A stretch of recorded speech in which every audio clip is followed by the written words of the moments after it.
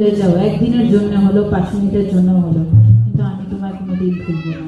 Yes, amen. Hallelujah. Hallelujah. I will not leave you. তোমাকে আমি একা কোনোদিন রাখবো না, তোমার সাথে আমি থাকবো।